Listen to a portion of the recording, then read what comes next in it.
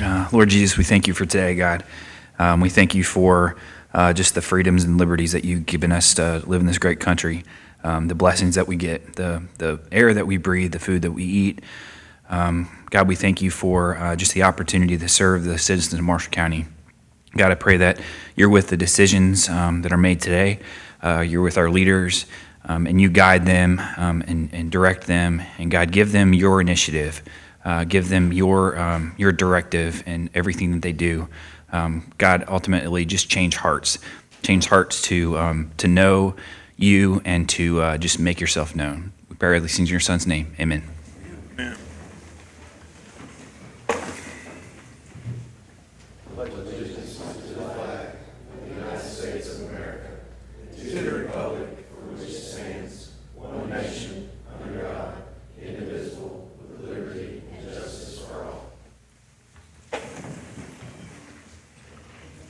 All right, we'll go ahead and call Marshall County Fiscal Court to order September 1st, 2020. We're going to be making a phone call to Judge Jameson to discuss the first item on the agenda, ankle monitor program. This is actually old business, but he's out of town, can't attend today, so we've asked him to call in. Is he zooming in?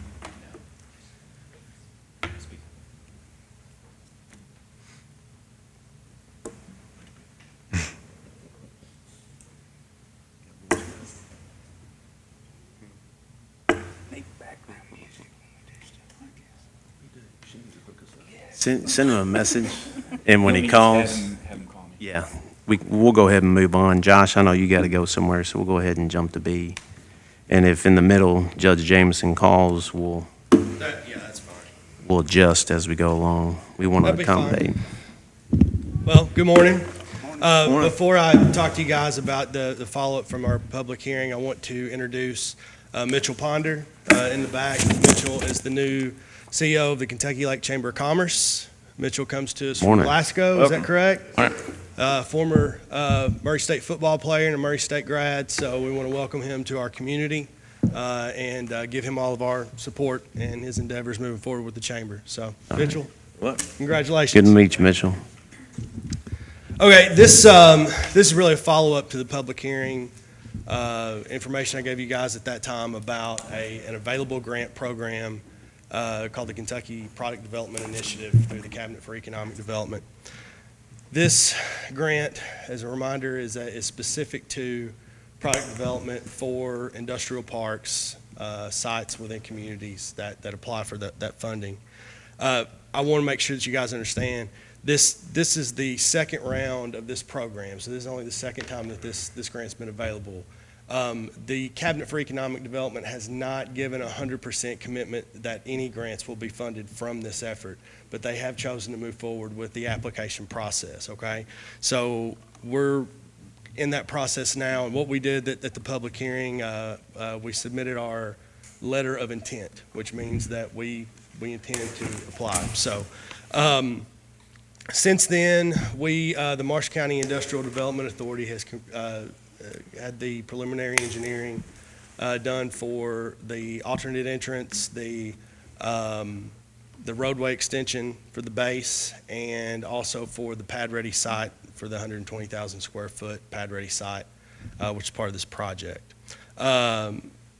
This application, if we move forward with it, would be specific to the extension of the road base to the pad-ready site and for the pad-ready site construction, all right?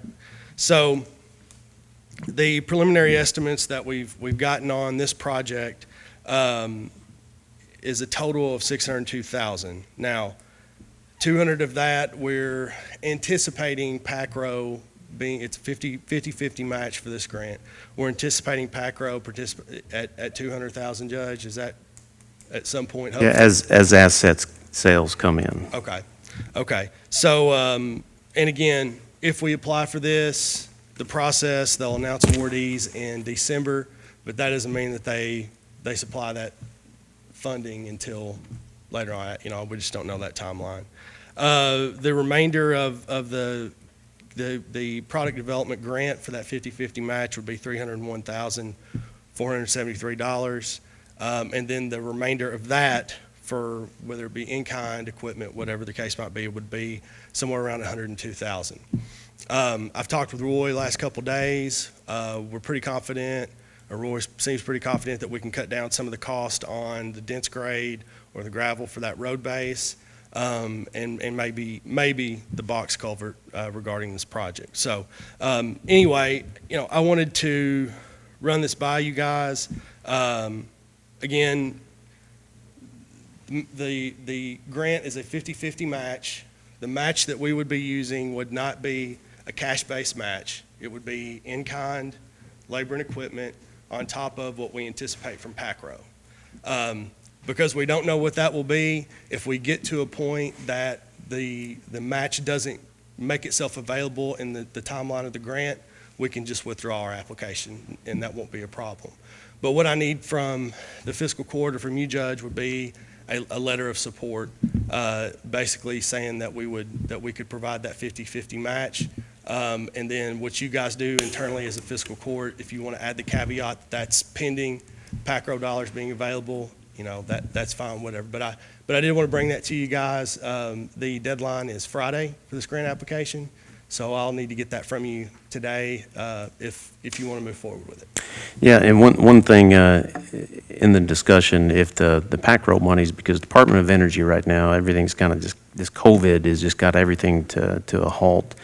If the monies, and I know you're going for a timeline, if the monies from PACRO don't materialize during that time frame, the court can still decide to cover those costs, because this is a good project within our community. So I don't want to say that if those PACRO monies don't develop, that this project is dead. I still think the court can step in and provide assistance for this particular project, because it's a good project. So I just want to put that out there. Any discussion on that? I got a couple questions.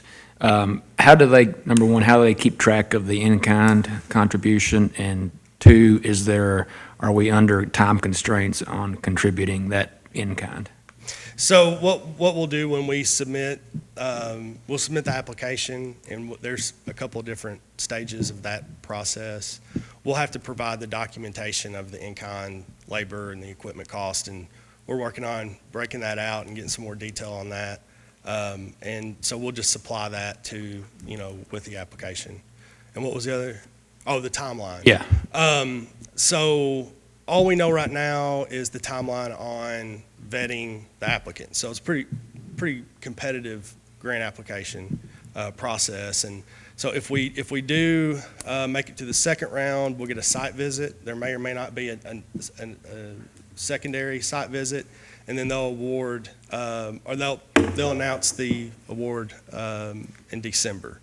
From that point, historically last year we went through the same process. They didn't release funds until April of this year. So it could be that it's April of next year before those funds are released. So that really depends on what the cabinet decides as far as how they want to fund, or if they fund these projects at all. Okay, and are we under, like, for the in-kind that the road department would supply, or if we get it, are we under a timeline on getting that contribution in? There won't be a timeline other than the scope of the project, which I think is like 12 months. Okay. And that will be 12 months from the date of funding, which is my understanding. So if they fund it in April of 2021, then we would have until April of 2022, unless that aspect changes per the cabinet's direction. You looked at Roy, I'm assuming y'all have been talking about that? Yes. Okay. Yeah. So it could still, though, be pending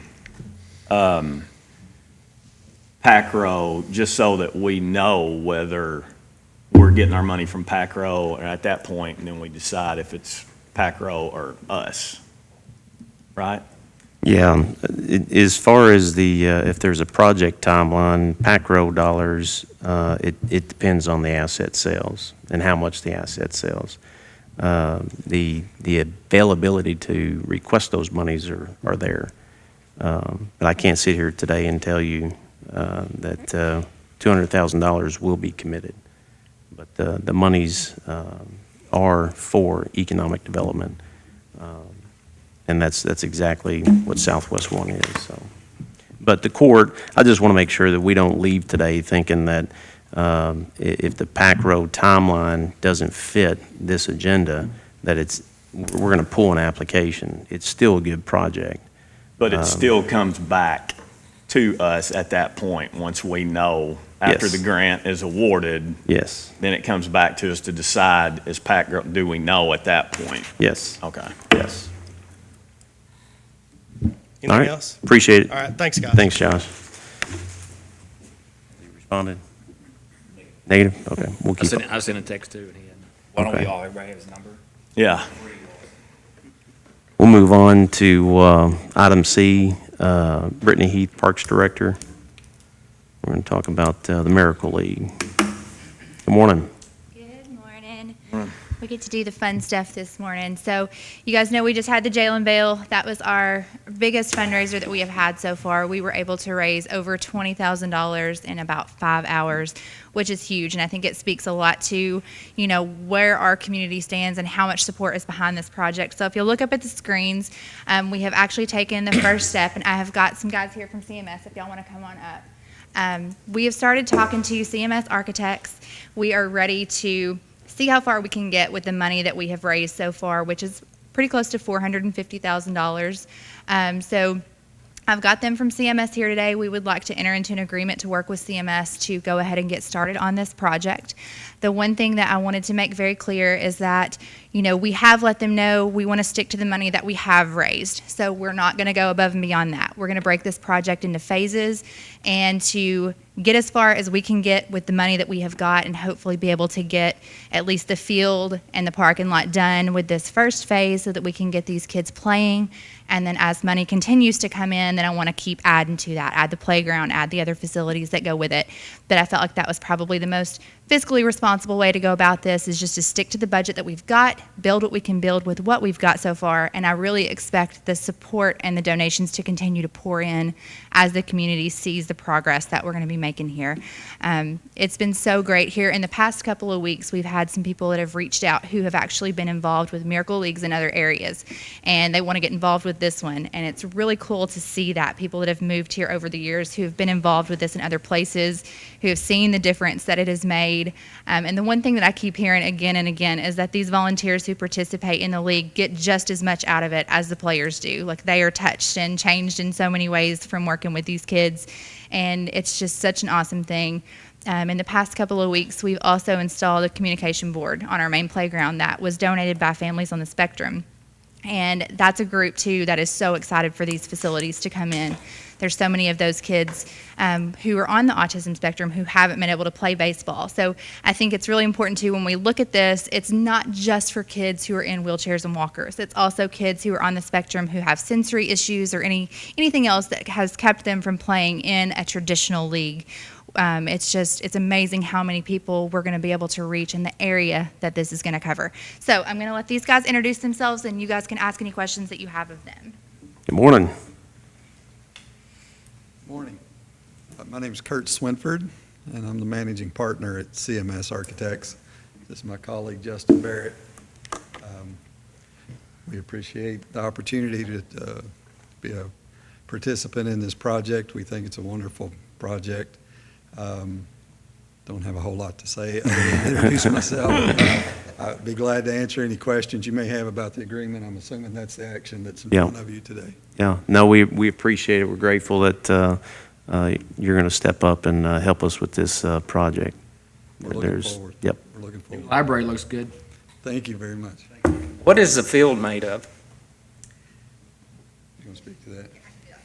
So the field is a poured rubber surface, and it's very similar to what you would see on a lot of these specialty playgrounds that come in, but it's all a poured rubber surface.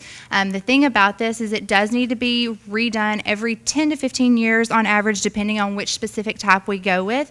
So I've actually already put a plan in place. We know how much money we'll need to raise every year to be able to have that money set aside when it's time to replace. And just our jail and bail alone every year, that will be an annual fundraiser. That money, after we get the league going, will then be put aside to be put back to be able to replace the field when it's ready to be replaced. Okay, Mhm. thank you. All right. Any other questions? one more thing to that also. The surfacing and several of the aspects within this are, we have certain vendors that we'll need to work with. That is all determined by the Miracle League from doing these all over the country. So the surfacing companies that we'll be using, and they're aware of these as well. Those have been tested. They work with different places to make sure that this is what's best, what holds up the best, and what actually works best for the kids. So those are all verified through the National Miracle League as well. As she stated, if the court remembers, we do have a contract with one of the donors, and they have worked with us as far as phasing this out.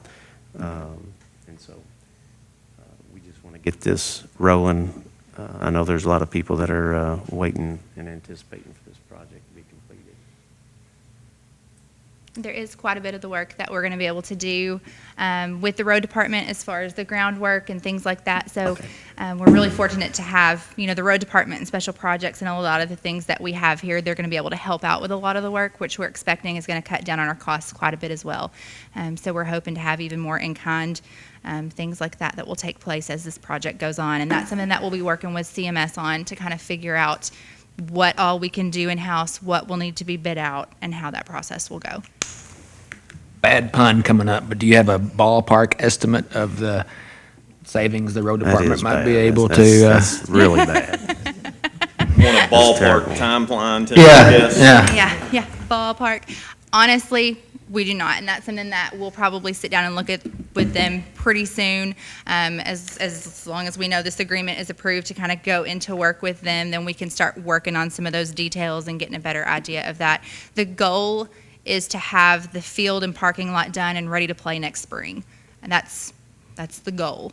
And hopefully we can make that happen. We'd love to get these kids playing by spring, if that's at all possible. All right. Well, the action item is to discuss and obviously have an action of going into a contract with CMS.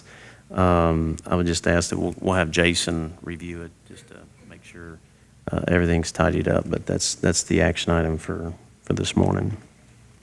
Move we approve it pending county attorney's review. Second. All those in favor say aye. Aye. Aye. Any opposed? Motion carries. Thank you. Thank Brittany? y'all so much. Brittany, I think what you sent me last week was just like 2 pages. but Yes, it's like I'll get the updated version after they've plugged in all that information, and then I'll send it over to you to review. Okay, thank you guys. Thank y'all so much. Oh, there he is. All right. Next, item D, Emergency Management Director Wade Boggs. Good morning, sir. Mud Bogs. I just wanted to take a moment to let you guys know of the upcoming event this Saturday. We have a Trump support rally coming into the county on the 5th. It's going to involve a land parade. They're going to have a flotilla that goes around the lake, a large portion of the lake actually, and then a plane's going to fly over for about an hour and a half with the flotilla. Then we're going to have some skydivers in Smith Bay. We've got a joint effort between Emergency Management Office, E911, EMS, the Sheriff's Department, Benton and Calvert PD, the Rescue Squad, and some firefighters. And we're going to basically be on call. We're going to have the EOC, or mobile EOC set up, so we'll be out near the lake and we'll be ready to go in case anything does happen. This is to provide a fast, rapid response in case somebody gets injured or one of our responders needs aid if they get injured in a process of helping somebody. We don't anticipate anything happening, but we're going to be there in case it does, and that's basically all it's going to be doing that day. All right. I know you don't want to give too much detail as far as OPSEC, but we don't know how big this is going to be. Could be potentially big. I think the last event they had on the lake was several hundred people. So and with things going on nationally, you never know what could happen. So, all right. Any questions? Appreciate it. Thank you, sir. guys. All right. We'll move on to correspondence. August personnel changes. August personnel changes, Sean Hamlet, Road Department, full-time new hire, expected 8/17/20 at $17 per hour. Jeremy Hicks, SRO full-time new hire effective 8/24/20 at $22.51 per hour. Jason Ivy, SRO full-time new hire effective 8/24/20 at $22.51 per hour. Samantha Mile, SRO full-time new hire effective 8/24/20 at $22.51 per hour. Stephen Chris Glenn, SRO full-time new hire effective 8/24/20 at $22.51 per hour. We'll move on to item B. I'm just going to read this in length. This is the Attorney General's order response to WPSD's appeal. This is 20 Order 095, WPSD Local 6 News, Office of Marsh County Judge Executive. The summary, Office of Marsh County Judge Executive did not violate the Open Records Act in denying a request for non-existent records because of a public agency cannot provide records it does not possess. The Judge Executive's office properly relied on KRS 61878, subsections 1 and I, as the basis for denying access to communications between it and a private individual. And this is the Open Records decision on March 27th, 2020. WPSD Local 6 News Director Barry Box, appellant, requested a copy of several categories of records related to an individual named Lance Carey. First, he sought all emails and text messages between Marsh County officials and Lance Carey. Second, appellant requested all emails sent and receiving using any Marsh County public email address owned by Mr. Carey. Third, appellant requested a copy of any email or other document regarding county officials possessing or processing of open records requests previously submitted by WPSD or our employees for the period of January 1st, 2019 to the present. Fourth, appellant requested a copy of expense reports and other financial documentation identifying Mr. Carey as a participant in the expenditure of county funds. Appellant also requested a copy of records related to other individuals. For the same period, appellant requested all financial records, including emails documenting costs, fees, and charges, or other financial transactions between Marsh County and Kent Masterson Brown and or any entity with which he is associated.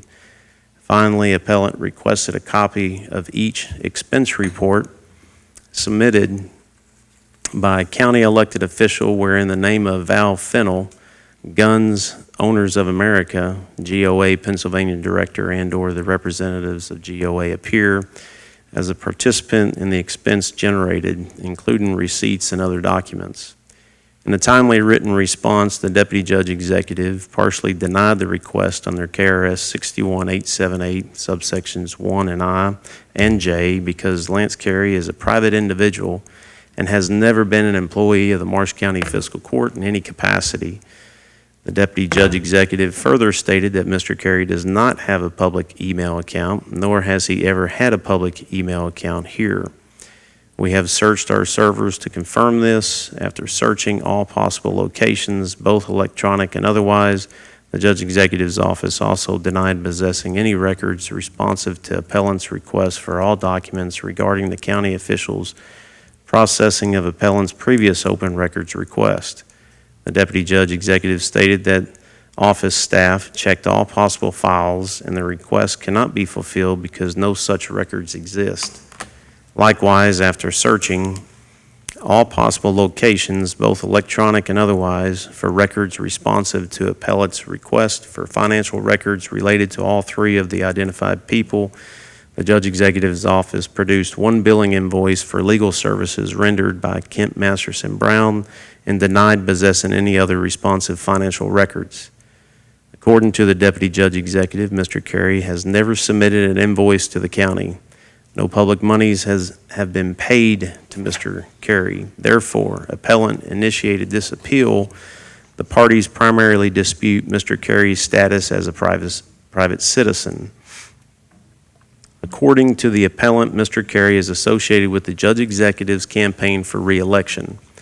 However, the Deputy Judge Executive responded as follows. Why Mr. Carey referred to himself as an executive assistant to Judge Executive Kevin Neal is a question that should be posed to Mr. Lance Carey, as that position literally does not exist. Mr. Carey is not an employee of the county. He has never been an employee of the county. There are no records pertaining to Lance Carey, payroll or otherwise, in the possession of Judge Neal's office, which in any way pertinent to Lance Carey, except for the one email from Val Fennell, which mentions his name in passing. That document was produced and disclosed months ago. The Judge Executive's office continued to assert both KRS 61871, Section I and J, as the exemption pertaining to communications between Judge Neal and Mr. Carey, the latter being a 100% private citizen. Regarding all other requests, the Judge Executive's office continued to assert that it searched for records in good faith, but no responsive records existed. The right to inspect and copy records only attaches if the records are prepared, owned, used, in the possession of, or retained by a public agency. KRS 61870, subsection 2. A public agency cannot produce which it does not have, nor is a public agency required to prove a negative to refute an unsubstantiated claim that certain records exist. See Bowling versus Lexington Fayette Urban City Government 172, Kentucky 2005, holding that before a complaining party is entitled to such a hearing to refute the agency's claim that records do not exist, he or she must make a prima facie showing that such records do exist. However, a public agency has the burden of proof in justifying the denial of a request to inspect records. KRS 61880, subsection 2 and C, to satisfy that burden, it is incumbent on the custodian of records to provide particular and detailed information in response to a request. Appellate also challenged the adequacy of the search conducted by the Judge Executive's office. According to the Deputy Judge Executive, he attempted to record himself while searching the county's files to demonstrate his adequate search in good faith. However, the appellant was unable to view the video recording of the search. For the documents, Edmondson versus A-League 1996, see also KRS 61880, subsection 1. Therefore, if a public agency denies a request because the requested records do not exist, the public agency must expressly state the records do not exist. Finding that the Office of Judge Executive violated the act in failing to affirmatively state no responsive records existed. Except for the requested communications between Mr. Carey and county officials, the Judge Executive's office denied each of the appellant's requests by expressly stating, after conducting a search, that no responsive records existed. The burden then shifted to appellant to present a prima facie case that the requested records exist or should exist. See Bowling 172. Appellant established a prima facie case for only one category of requested documents. All communications between county officials regarding the processing of appellant's previous open records request. Appellant previously submitted an open records request to the Judge Executive's office that resulted in an appeal to this office. See 20 Order 044. These facts constitute sufficient evidence that the Judge Executive's office should possess at least some records associated with possessing that open records request. Because appellant established a prima facie case, the burden shifted the Judge Executive's office to prove the adequacy of its search. It did so by identifying all the locations that it searched and even went so far as to record its employees conducting the search. With regard to this remaining request, appellate did not make any showing that responsive records exist or should exist. Therefore, this office cannot find the Judge Executive's office violated the act in denying these records based on the non-existence of the records. The only records that remain in dispute are communications between Carey and county officials. The Judge Executive's office denied appellant's access. This office has no authority to conduct an investigation in order to locate records whose existence or custody is in dispute. Moreover, when a public agency discloses some of the documents requested, such as the financial record related to Mr. Masterson that was disclosed in this case, the Attorney General has generally declined to adjudicate a dispute regarding the disparity, if any, between records for which inspection has already been permitted and those sought but not provided. Because this office's ability to gather facts is limited, appellant must provide more than speculation that additional records exist. To be sure, it is not entirely clear if any communications between county officials and Mr. Carey exist in Judge Executive's office possession. In its initial response, the Judge Executive's office indicated such communications exist. However, on appeal, the Judge Executive's office claims only one email exists, and it has already been produced to appellant. Because the Judge Executive's office initial response indicated such communications do exist, this office presumes that communications between Mr. Carey and county officials exist.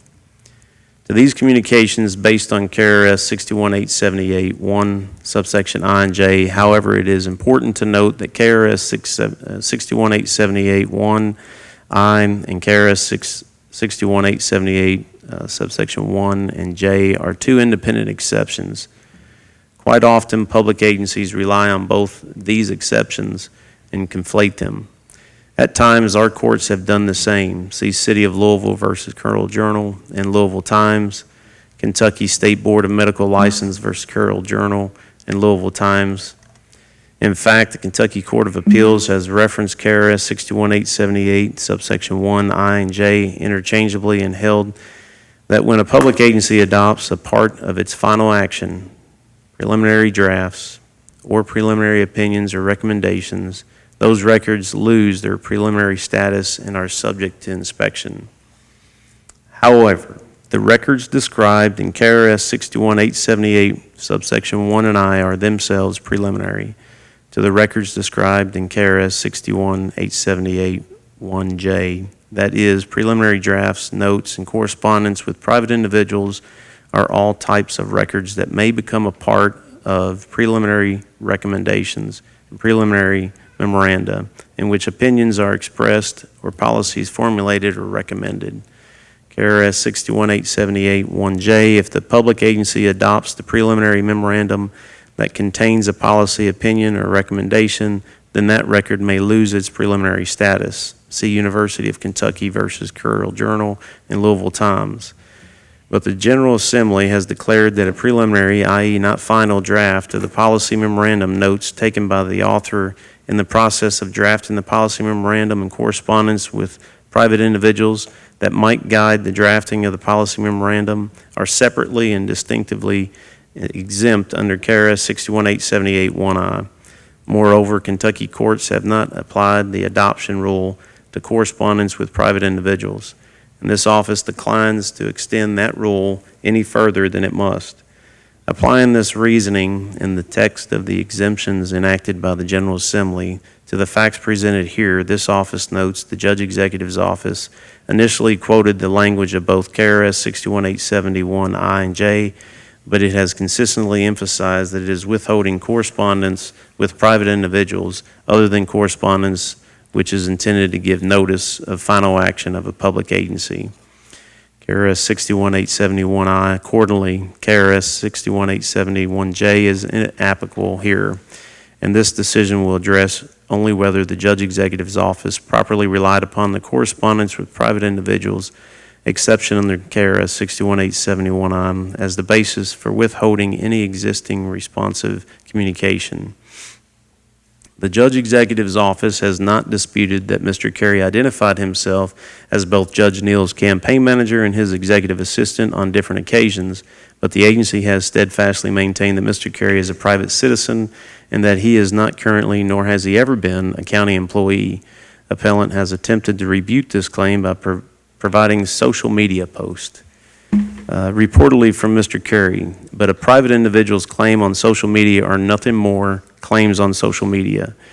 even if such claims were credible evidence upon which this office could rely. This office has declined to resolve such factual disputes between appellates and agencies. See Order 09120. And in the absence of conclusion evidence that Mr. Carey is anything more than a private citizen, this office declines to resolve this factual dispute. Because there is no basis to conclude that Mr. Carey is anything more than a private individual, the next step is to determine whether his communications with county officials are exempt under KRS 61871I. In discharging its duty to ascertain and give effect to the intent of the General Assembly, this office is not at liberty to add or subtract from the legislative enactment, nor discover meaning, nor reasonable ascertainable from the language used. Beckman versus Board of Education of Jefferson City. Citations omitted. This office must refer to the text of the statute as enacted rather than surmising what the General Assembly might have intended but did not articulate. Stronger versus Commonwealth. Likewise, this office must construe all words and phrases according to the common and approved use of language. Withers versus University of Kentucky. Exempts correspondence with private individuals other than correspondence which is intended to give notice of final action of a public agency. The office has previously imposed additional requirements on a public agency's reliance on the exemption. For example, in 18 Order 117, this office examined whether the private individual petition or advocate for particular action by a public agency on a specific matter in which the agency was empowered to make a decision. The decision also examined whether the private individual expressed an intent that the correspondence remain confidential, either due to the subject matter of the letter or by express statements requesting confidentiality. Those requirements are not supported by the plain text of KRS 61871I. The Act does not only exempt correspondence with a private individual who requests confidentiality, or only that correspondence in which the private individual does not petition the agency. Rather, it exempts correspondence with private individuals other than correspondence which is intended to give notice of final action of a public agency. KRS 61870, subsection 1I. Although it is true that the Act's exemptions must be narrowly construed to achieve the public policy of free examination of public records, that does not mean this office can add words to the statutory text. Beckman at 577, and it can't eliminate them either. Here, the addition of requirements not found in the text would operate to eliminate an exemption the General Assembly crafted. We declined to do so. The record before this office demonstrates that Mr. Carey is a private citizen. Any communications between him and county officials are exempt unless those communications were intended to give notice of final agency. KRS 61878-1I. Accordingly, the Judge Executive's office did not violate the Act. A party aggrieved by this decision shall appeal it by initiating action in the appropriate circuit court pursuant to KRS 61880, subsection 5, and KRS 61882 pursuant to KRS 61880, subsection 3. The Attorney General shall be notified of any action in circuit court, but shall not be named as a party in that action or in any subsequent proceeding. Daniel Cameron, Attorney General.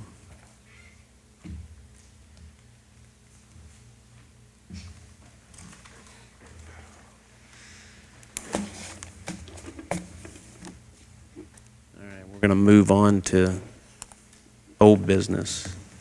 Approve the minutes of August 18th. Move we approve. Second. All those in favor say aye. Aye. Aye.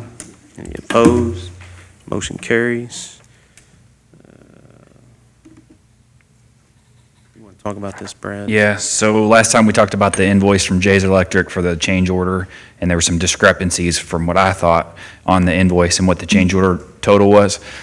I talked to Travis Construction, and there's a 5% markup for the invoice, so that's above what the total invoice was. And then I asked about the sales tax, and because Jay's billed Travis Construction directly, they are subject to sales tax, and they just push that onto us. So I asked them if that was common practice, and they said it was. So if we were to procure everything as the court and then paid it, it would have been that. But that's the way the entire project's going. So the motion that I made, cap, was too low. Too low. It needs to I be think it was what, 3,200? revised to what matches. 3,343 and 2 cents. Yes. So it was Okay, so low I'm, $143. just do a new motion instead of going with that. 333, okay. So I move that we approve the change order and pay the bill to Jay's Electric of $3,343.02. Second. Was there a second? Yeah. All those in favor say aye. Aye. Any opposed? Motion carries.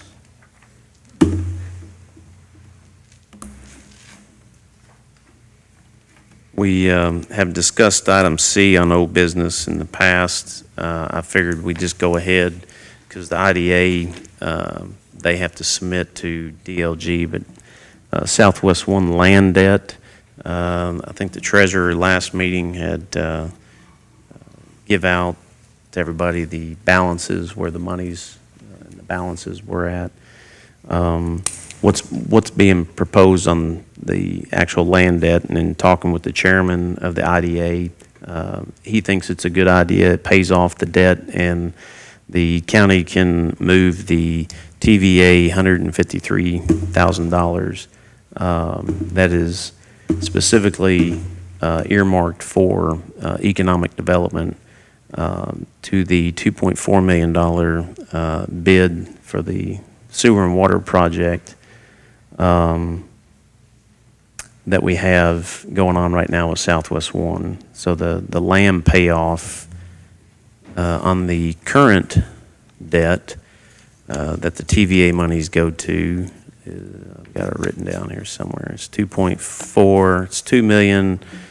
As of June 19th, it's probably gone up a couple $1,000, but as of June 19th this year is $2,414,991.91. The discussion is to pay off the land debt. That's our highest debt at 3.99%. We pay that off, and then we can direct the TVA. It's $153,000 this year, but we can redirect those monies to the sewer and water project for the Southwest One debt service, which is our bond debt service. But open for discussion. I figure we've had a few discussions about this, but if we're going to take action, I think we need to go ahead and for or against, so that I can communicate back to the IDA. Are there any questions? I'm not opposed to doing that at some point. I am opposed to doing it right now, today. I'd rather sit on our cash with the current situation with the virus and our budget and everything else. I'd feel a whole lot more comfortable looking at that later on at some point. Hopefully things continue to get better, and we're looking at first of the year, we're looking at a whole different scenario than what we sit in right now.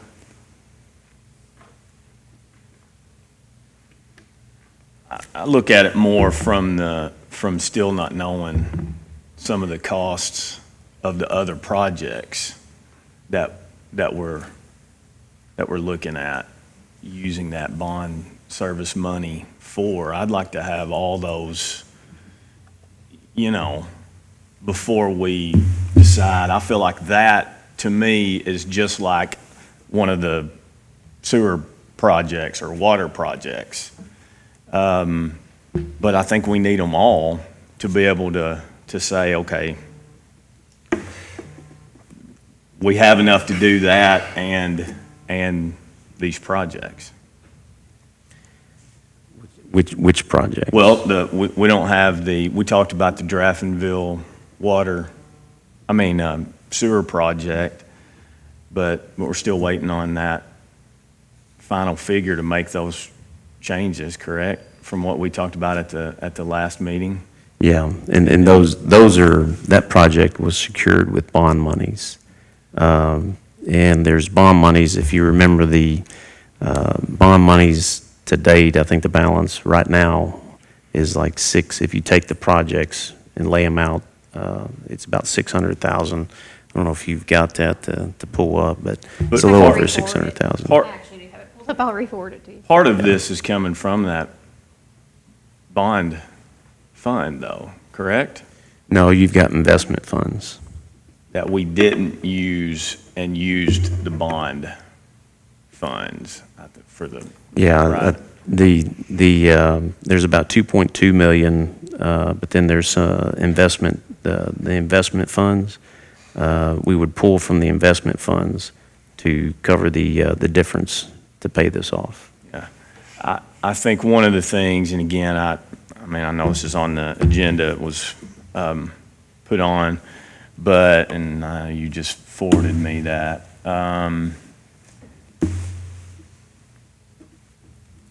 The $500,000 from the insurance from the fire, was that not I thought that was just a budgeted item this year, correct? It was budgeted into like a reserve account. It wasn't budgeted to be spent. It went in, yes, but we didn't put it towards anything to be spent. It was but it was a general revenue. Right, and it And was so in it a would general have- reserve. So it does not end with the bond money. Can I pull up your? Yeah. That way I'll know for sure, tell you. Back when we were discussing that, we had verbal commitment that the monies were coming, but we didn't have the check in hand.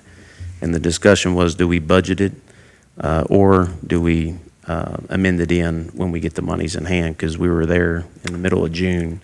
So the court wanted to put that specific check in the general funds. Right. So we put it in the general fund reserves, because it didn't specifically say where. And if you remember, I'd asked the court how the court wants to do it. Does the court want to put it in a specific location, or they want my office to put it in a specific location? And so we put it in the general funds as requested, but in a reserve line. But it does add to the monies that go to the $2.2 million. When we had the fire loss, we had the spend monies, and that was the final payment on the insurance. It took quite a while to get that, but those monies can be used for that payoff. Is that what you're asking? Yeah, I just don't specifically remember that we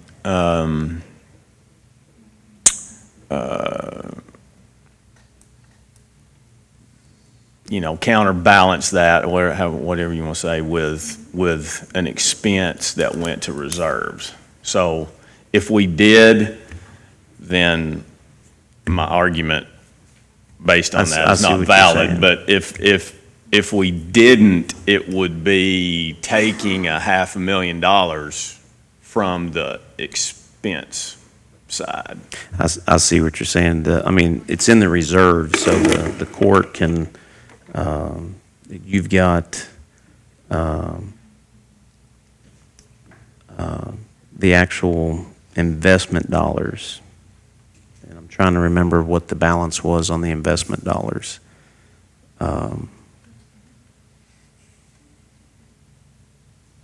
I can't think off the top of my head what the balance was on the investment dollars that could cover that. If you want to. It's in the general fund, the expense side is in general fund investments. So it's basically it's sitting there. It's not spent on anything. I think Having a reserve, what he's investment reserve. What he was asking is if it's budgeted, does it have an expense? That's what I'm telling you, the budgeted Okay. expense is the reserve, the investments. I know, there's some see up in the formula part. So, You okay. can real close, you can, but there's the 496,864 added to that line. So that's your out from the insurance first.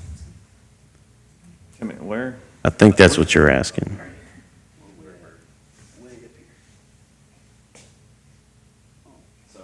So that's this line item right here, general fund investments, that total right there, that number is reflected as an out on the budget.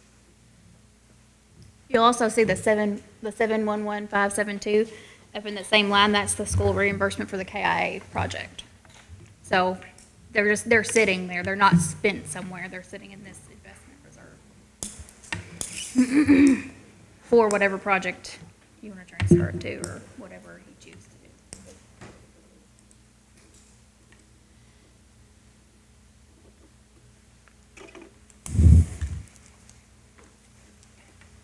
I kind of had Erica go through and just kind of show with the current loan for the land purchase at 3.99% and the amortization, it's about $1 million that we would basically save without going into the details of it. But when you look at our actual debt, we have a KIA schedule, we have a bond schedule, and we also have a Southwest One schedule for the land purchase. And paying the land off, one of the benefits that would do for the IDA is right now the IDA doesn't have any revenue particularly. I mean, we created it to get the industrial park created and to get it going. So their revenue stream ultimately is the fiscal court and any pockets of monies from both the state and federal government and PACRO. PACRO, I've pretty much dedicated those dollars for economic development, but that's really the only revenue that they have. So one of the benefits, if they don't have the land debt, if they negotiate with companies, and Josh, you can speak on this, if they negotiate with companies as far as land sale, then the purchase of that land, the business and the IDA deal directly. And I wouldn't say that it would 100% fund the IDA. We're always going to have a seat at that table, but it would definitely put them in a better negotiating position when they're dealing with businesses that are looking at the industrial park. It's kind of a twofold, I think, because we're helping out the IDA and giving them somewhat of a little liberty with some funds, potential funds, in their negotiations, but we're also paying off our highest interest debt. And then when I say ours, let me be clear. We created the IDA. The IDA actually has the debt. The TVA monies are covering the debt, but redirecting those TVA monies. If you look at the term of the loan, it's 20 years. And if we redirect those monies, which is about $153,000, to our bond debt of the water and sewer project to IDA, or to Southwest One, we utilize those monies to help pay our debt over, well, up to 20 years, which ultimately is about $1 million. And so it's a question of, obviously anybody, even when in your own household, if you can pay off your highest debt, if the opportunity presents itself, that's what most people are going to do. But in this case, it's actually creating monies or opportunities for monies for us. So let me, again, all right, so we've established the insurance, and I understand that. So the 150, or whatever the exact figure is, TVA in lieu. Where is it currently expensed? What's the expense item to it? Because I understand that we would be picking up 150 if it is showing that is going to pay that debt, and I just don't remember that. If it is and that debt is gone, then yes, we're picking up 150. If it's being used for something else. I see what we're you're not. asking. You see what I'm saying? Yes, so the Southwest One Land Debt Service, it is not considered one of our debts. That's what I because it's the thought. IDA. Yeah. And so the 153 of TVA in lieu, it's not shown on ours either. It goes directly to the IDA to pay that Okay. debt service. So it's not, so it's the IDA's budget where you would see that. So no, so what Judge is saying is if you were to pay off this land debt service, instead of, the court directs where the Instead of TVA giving money that to goes, the IDA. it comes to us to go towards our Okay. bond debt service every year. All right. Which, is like Yeah, I got you. 460 something. Yeah. Let me make sure. The IDA, we had to create the IDA. The IDA is the one that, we do the resolutions typically in June, but the IDA is the one that will receive the monies from DLG. And Josh, do you want to speak on that? And I see what you're saying, but So the way that the legislation was written for the TVA in lieu of funds is that they have to go to an industrial development authority for the purposes of economic development by way of Right. whatever that might be. It's different for every community. When we structured the acquisition of Southwest One, that was a key piece in making sure that we had enough to service the debt for the industrial park development purchase, acquisition, okay? The water and wastewater project for the city of Benton or Benton Water and Sewer, taken on by the county to serve United Systems and Solution, would qualify as an economic development infrastructure project. So, and I'm not on the IDA board, so I'm not speaking for them, but I think that the way that you could view that is, if you did move to pay off that land, you could take that $150,000 that you would be getting in TVA in lieu of and make that your application each year through the IDA or however you want to do that to service that portion of the water and wastewater project. So, and what I've recommended to the IDA is to make sure that there's some accounting for internally, and Judge, we've talked about this, so that, in case there's, questions from DLG or anyone else, you can account for what's being put toward those projects specifically. So Yeah. it doesn't just look like it's going to a gob of debt. It's specific to an infrastructure project specific for economic development. So, That's kind of the Yeah. flexibility that's given through the TVA in lieu of funds, so.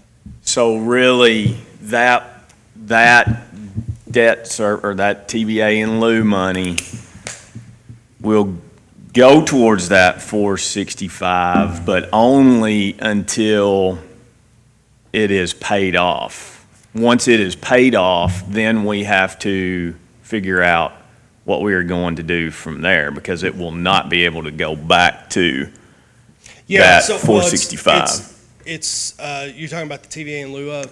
Yeah. It's project specific. So it's not, in other words, Monty, if we, let's just say we didn't have any economic development projects whatsoever next year, okay? If we didn't have a project that qualified for those funds and we didn't apply for them, they would just roll over and be redistributed throughout the rest of the counties. Okay, so it's not just money that comes to a board or Yeah. an organization. It has to be project specific. So it has to go toward, bricks and mortar. But my point is though, is that specific debt service, we will have to break that out.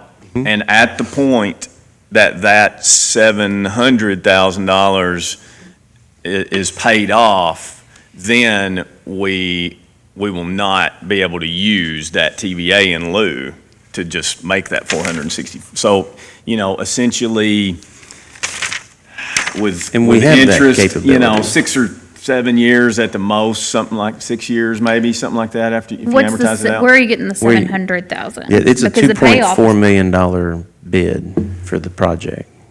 That's the But- water, wastewater, Oh, I thought Yes. you were just talking about the portion of turn that, lane. whatever Okay. you guys. No, yeah, the actual, All right. that Merco bid, the project, they're coming to completion. When you look at the timeline, the fiscal court, we passed resolutions back in June. The IDA has a deadline to get their paperwork to DLG for a specific project that Josh is talking about. And the Merco project is getting ready to come to an end here in Yeah. a couple of months. So this is why I've got this on here, is we can't just keep tabling this. We need to make a decision if we're going to do it or not. The benefits, it pays off the debt, and it redirects those monies. And you're right, you have to, and that's what we're doing. I know their office has got a lot of juggling, but the new software that we purchased allows us to do that. When we start from when Corey actually invoices all the way to when it gets to the treasurer's office, they have it broken out as to project specific. So when that $2.4 million, and I think there might have been a change, there might have been a change order at some point, but when that is completed, yes, those monies are paid for, then that project is completed, and then we'll be on to the next project. Yeah, and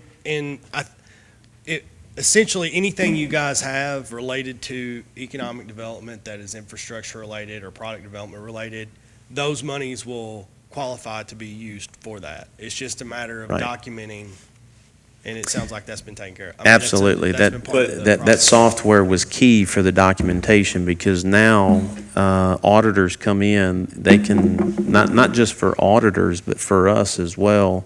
The software allows the treasurer's office to put a project specific in the system, and then it's tracked all the way through to completion. So,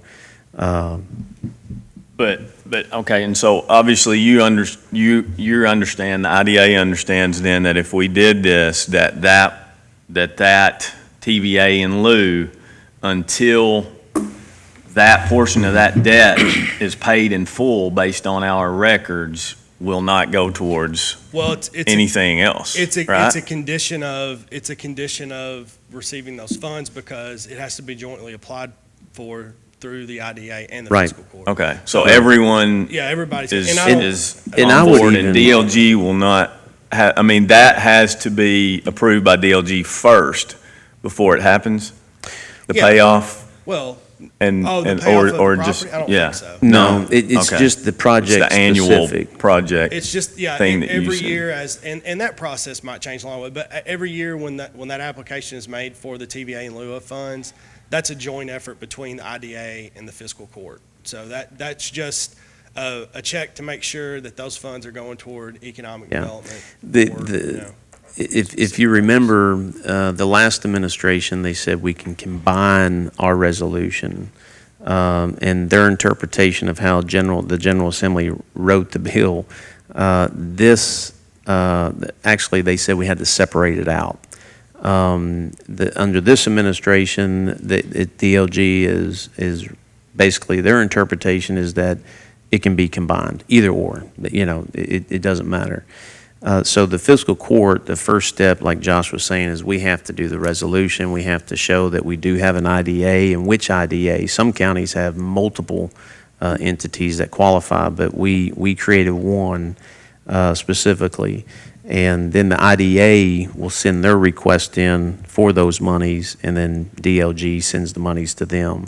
Now, and I even recommend this, we would have the county attorney, draft something with the IDA to show, hey, look, we're willing to pay this off and redivert those monies to this project that does qualify, But those monies will go until completion of those dollars.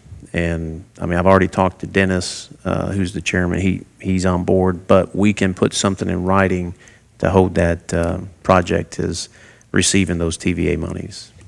And in addition to that, Judge, I think it's important that, should the IDA move forward in a way like that, land deals that are structured, those monies can be put into the infrastructure of the park so that eventually, whether it's 10 or 20 years from now, the IDA itself is self-sustainable for the development of the industrial park and not having to come to you guys for matching dollars for Right. grants or whatever the case might be. So, Right. And I mean, ultimately, that would be the goal. right. Any other questions for me? I'm going to sit down. No, I appreciate it. You did a good job. I just think we're at that point, because the IDA is going to be submitting, and the project's coming to an end in a couple of months, and we have discussed this a few times. As far as the KIA debt, I mean, we pulled the KIA debt service. It's at 1.75%. Yeah, I don't think that makes sense. And it's I agree. I don't think it's, we worked hard to get that 1.75%, so that's about as good as we were going to get. So what- I guess the only thing then, you've answered those questions. I think what I'd like to know before the decision, quite honestly, because again, and I'm not complaining, this is not a complaint, but I didn't know that it was going to be an action item today. I know we've tabled it, I understand that, but I would have done this, but I guess I just want to make sure where we are today. Are you comfortable with this decision? Is this as far as where we are right now in the budget versus what we have budgeted? We've not gotten an update or anything on that. I think as far as occupational tax, Yeah. I think we're on track to do what we budgeted for, at the very least. So, if that's your Comfortable with answer, this? yes. Comfortable with that? Am I comfortable in what way? What are you asking me exactly? We want to know with 100% accuracy. Okay. Yeah. So I that can't if give you it any is a 100% bad accuracy. decision, that we blame it on you. Can you put it on? I mean, I can't really give you my opinion on how fiscal court should choose to spend money. I mean, as far as, are we going to be okay with occupational tax? This quarter, I think we are fine. So as long as we continue to trend around what we budgeted for, I think we'll be fine. I don't know what's going to happen with, you never know what could happen with occupational tax. We've discussed that Well, before. And it's a good question. Long term, obviously, we don't know what's going to happen for years to come. But what it does do is it redirects TVA monies into our budget. And that's monies coming into our Yeah. budget that we can put towards our debt. So let me ask you this, have we already, in this particular budget, because we budgeted for that to go to IDA, do we not take advantage of this until the 21-22 budget? As far as the TVA in lieu?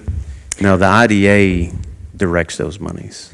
You're asking if we ended up coming this direction with that money, how would it Would affect? it- We would would just it- have to do a budget amendment to show that Yeah. it's going to come in. But I Yes. guess, you know what I'm saying, but do you catch what I'm saying, though? I mean, is it an advantage beginning the next budget or this budget? I mean, I don't know that there's an advantage to either budget as far as the We're picking up the difficulty of- 150 towards Yes. our debt, right. is what I'm saying. Mm-hmm.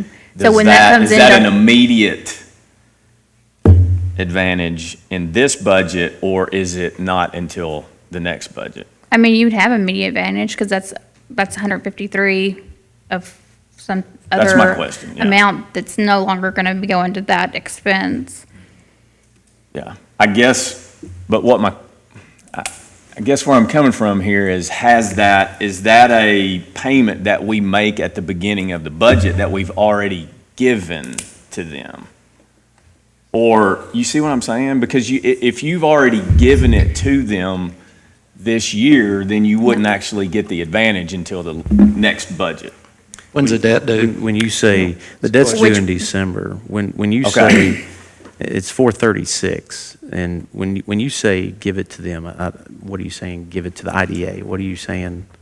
Well, the 150 that is it's going towards that debt, but it's not been paid yet, correct? Right. The But IDA's it's It's not paid debt, until, November, I think, is their, 145 is their debt Okay. on that loan. okay. So the advantage would take place in this budget year. Right, so what the budget looks like right now is all of our receipts, regardless of where they come from, not including that 153. Yeah. And our expenditures have our full debt service amount. The Yes. 468 or whatever it is. So Yeah. we're now gonna have money on the coming on the receipt side that we don't have to increase the 468. We're not gonna pay anymore. We're still paying the same amount. Yeah. So you'd choose to put that 153 somewhere else. And all you are, once you take those three line items, the insurance, the reimbursement, the Port Authority out, we're essentially just talking about 200,000 out of the OTA investment, Investment. Well, correct?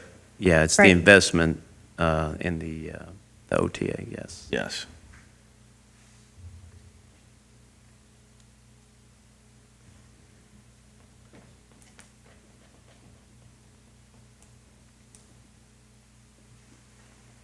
Comfortable voting today, Monty?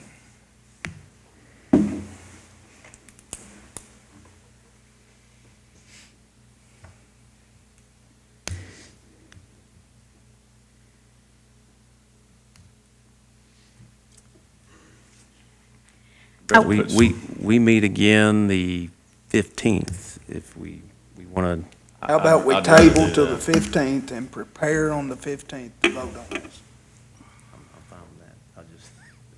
It's on the agenda, though. I know it's coming if it's on the agenda, Okay. you know? I will say, Monty, like, It is on the agenda right now. the other, if it's not used to pay something off, it's sitting and accumulating interest. And I will say that the interest we're getting off CDs right now, it's not Next great. to nothing. Interest is not great right The now. reason that we're paying 1.75 on the KIA is because Yes. we're not earning anything on Right. the other. So interest Yeah. is not great. That True. Southwest One land debt interest is right at 4%. So, the overall payoff that IDA would have for that Southwest One debt service would be over $4 million. So if we pay it, that's $1.6 million of interest that the IDA is not paying. So that, You're saying over over the life of the loan. yeah, That could, potentially go to Yes. some other industrial development later on after they can pay the fiscal court portion back. yes. Do we need a motion to table? No, I don't think you need a motion to table. Okay. We need a motion to put it on the agenda next time. It's already on there. Okay. Motion to get Monty all the information he needs between now and next. Yeah, and that's a good question. What information do y'all want? She's kind of put together just for me. You got the dollar What- amounts what and the is that? budgets. These are just the amortizations. The debt Amortization schedules, would of you like the- the debt schedules? So did you put out, did you do an amortization for the 2 point, how long it would take for that to, All I have is the official debt schedules for all the loans that okay. we have or Yeah, the IDA has. send me that if you don't care. Okay. And then if we could get just a year-to-date update on OTA financial stuff. I move for a short recess. There, second? Second. All those in favor say aye. Aye. Any opposed? Motion carries. We'll go ahead and call court back to order. We were just sitting here talking. I know we still got some time for Judge Jameson to call. He was going to go and just update us. We do have correspondence from Callaway County. The county attorney does, as far as what they put out. And something that the court can discuss, I think, is the ankle monitoring itself, if we want to entertain that. As far as putting out our specific agreement or going into a specific agreement with the company as a standalone fiscal court, that's something that Jason can draft. Because what Callaway County had sent was kind of a joint effort or single. Either agency could either join together or go separate, and we've chosen or discussed to go separate. But Judge Jameson was going to call and speak on that and the importance of it with the incarceration issues.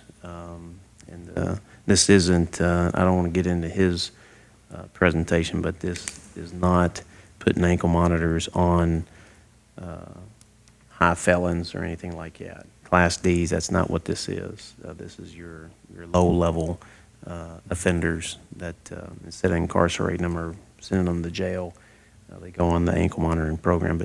But we discussed this. We talked about Judge Jameson coming back, but since we've got it on the agenda, I'd like to have a discussion as far as if the court is in support of going into something like this. Do you know, Jason or Judge, if we're relieved of any obligation for medical care if they have the ankle monitor on, or are we good at that point? If they're not in custody, then that's not our problem. Okay, good deal. And what Callaway did, they put it out for bid, and so it was the vendor that they have identified was a bid contract. So. Yeah, and we could put it out to bid as well. We've got the language for their RFP. We can put that out the bid just for us. I know there were some discussions to go into an interlocal agreement. We don't have to do all that. And we can have Jason's office draft that language specific for us to put it out the bid. Or you can go off what Callaway County, yeah. You can do a bid too. I mean, it's your choice, but He's calling right now. Okay. We'll go ahead and put him on the speaker. Oh, yeah, no problem. Actually, we circled back around and we're actually talking about it again. I'm going to put you on speakerphone, and then you can hopefully hear everybody and discuss with the court. So hang on just a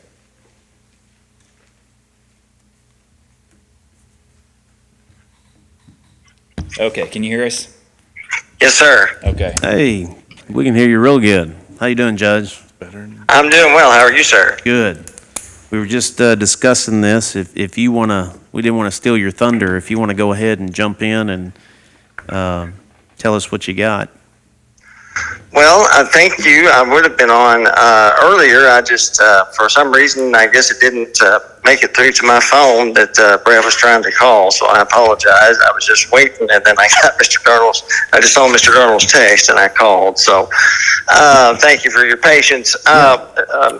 This is, of course, a matter that the Fiscal Court had decided, I guess it's probably been either a year or close to a year now, to team up with Callaway County on. And they had essentially approved moving forward with the project and kind of letting Callaway lead the way. So we got the terms worked out with the Community Corrections Board and then the provider that the board is using, which is Track Group. And the equipment that they're providing to us, everyone that's involved has been able to lay their hands on it and look at what it can do. And we are very satisfied with the quality and then also the services that can be provided there. And Callaway County has approved the project as of I want to say about 3 weeks ago.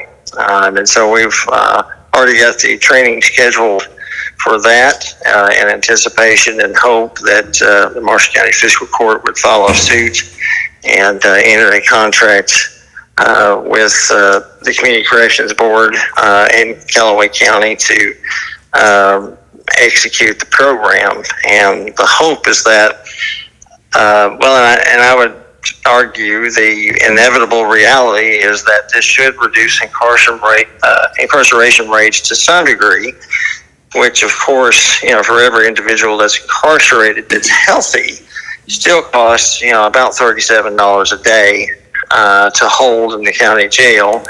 So any of those that are appropriate to be released on bond or potentially as part of their sentence, maybe on probation, etc. But maybe that ankle monitor provides the needed security or comfort there to know that we've got a thumb on that person.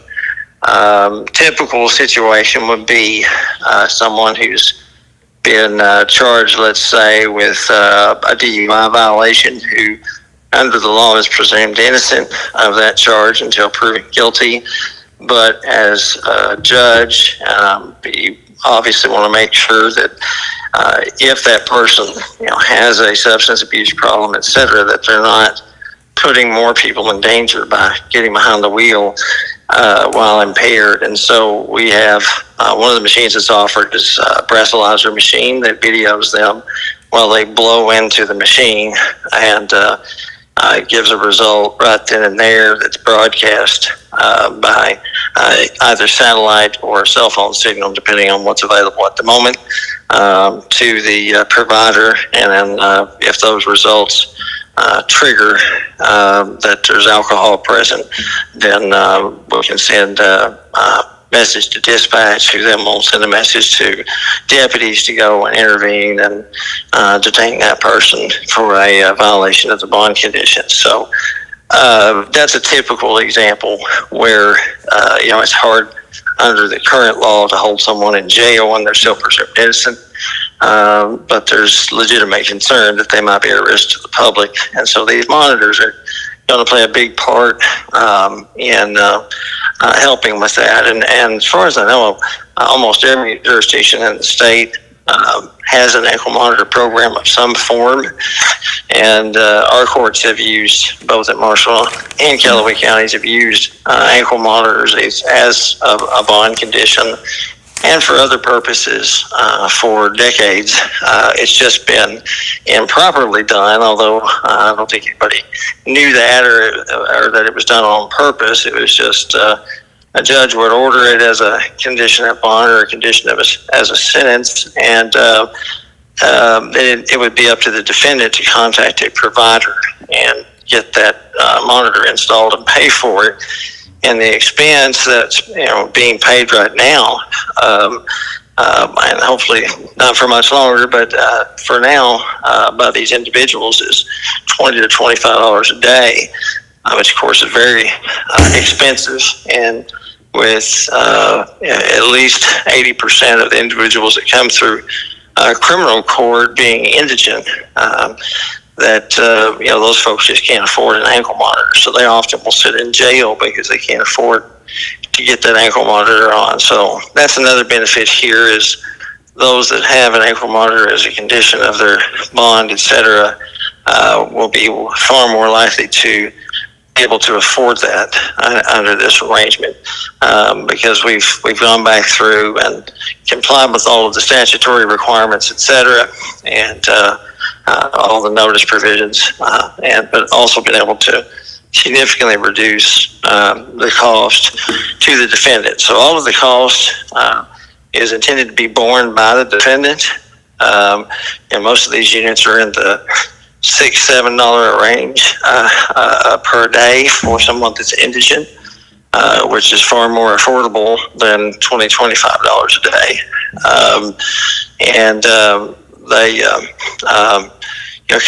We can provide that service now at a much lesser cost. So it will reduce incarceration rates to some degree pre-trial, so when the person is still presumed to be innocent, but also help provide that necessary victim security, alleged victim security, and also security to the public, so we don't have folks unnecessarily in danger.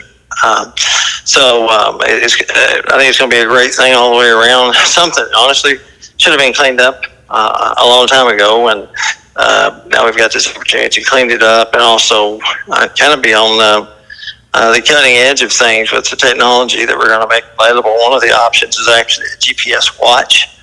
So instead of an ankle monitor where your employer and everybody else can see, that even though you're presumed innocent, you got this ankle monitor on, there's an option available with this plan for low-risk offenders that are, again, in that pre-trial stage and still presumed innocent, that can have that watch on, and it tracks them within generally a couple of feet of where they're at.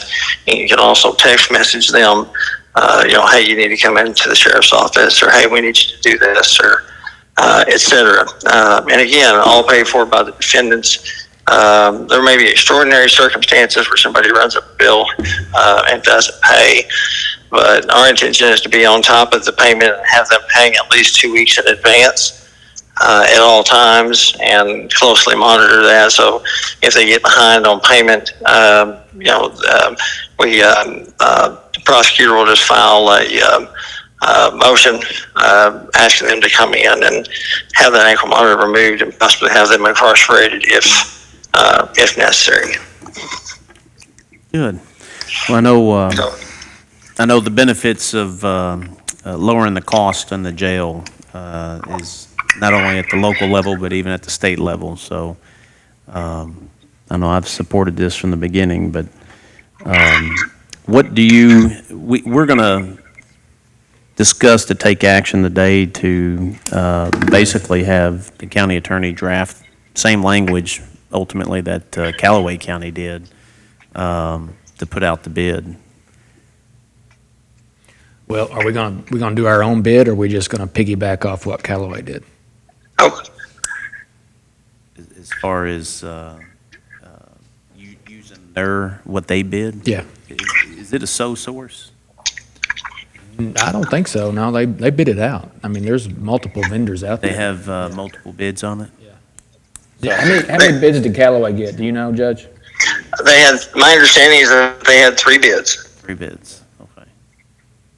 So you're saying... And so the process would be, there's a statute that specifically allows for jurisdictions to join together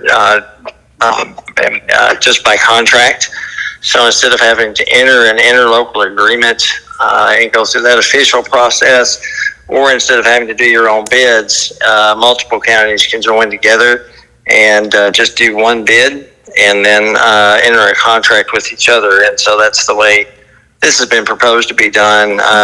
It's less administrative work, and the bid's already out there. So, okay.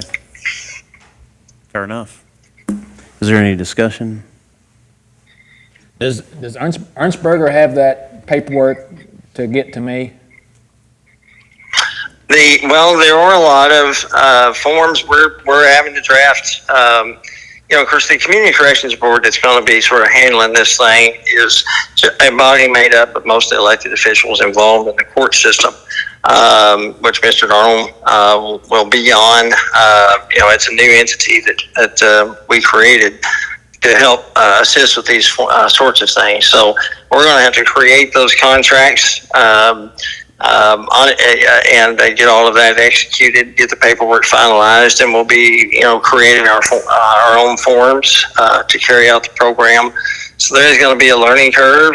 We have a week's worth of training coming up the last week of this month, where we're going to get the software installed on everybody's computers, et cetera.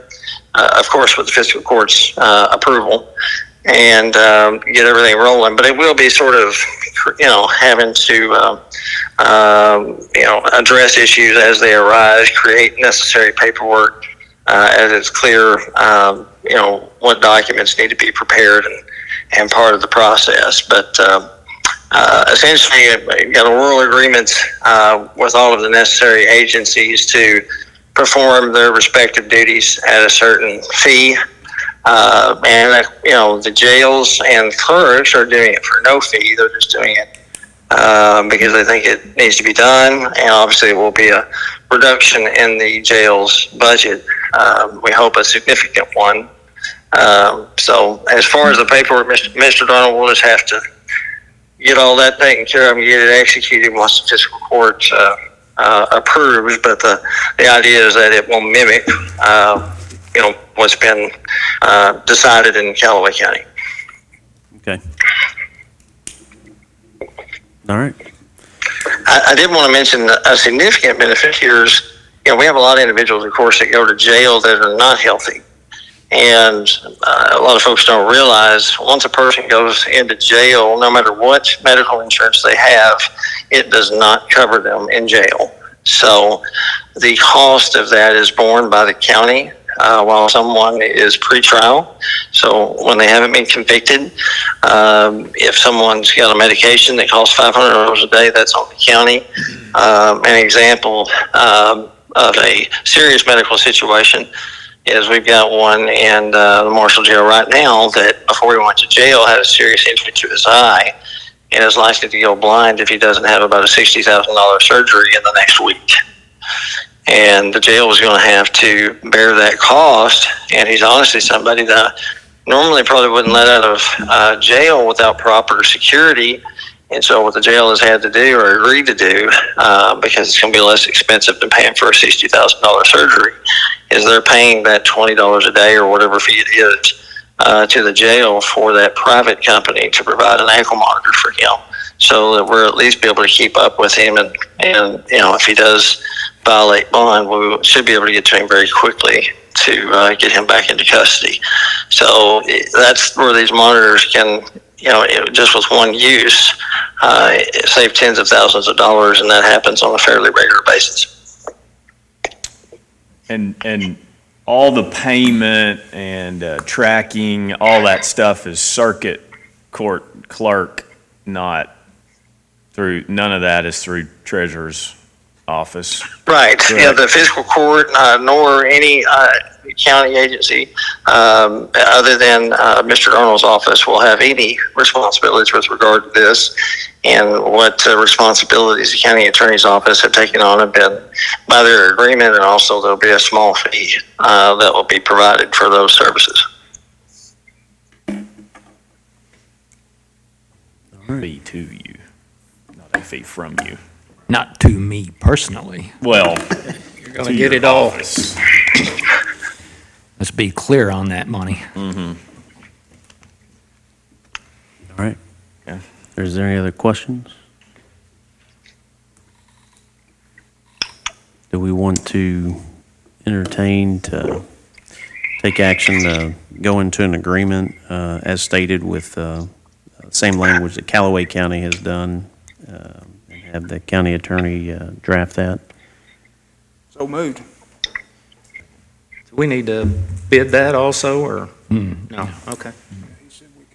All those in favor say aye. Aye. Any opposed? Motion carries. Thank you, gentlemen. I appreciate your time. Thank you, Judge. Thank you. All right. We'll move on to new business. Judge, there was one thing under old business I had made a motion to table to the next meeting, which is today, pertaining to Tim York's admin code change. Yes. What about it? Well, I figured we were going to vote on that. We didn't last week. What discussion? It was tabled, but no one came and talked to me about what discussion. So let's have discussion on it if there's a discussion. Okay. So that's not an action item, is that what you're saying? It is an action item. If you want to make it an action item, we can have discussion on it. That's what I'm asking you. Okay. I thought we needed to take action on it the other day, and I made the motion to table it, so guess I'll officially make it an action item. I'd like to move to approve that, to allow him to make that change. I don't want to be someone who's going to try to micromanage an elected official, so that's my motion.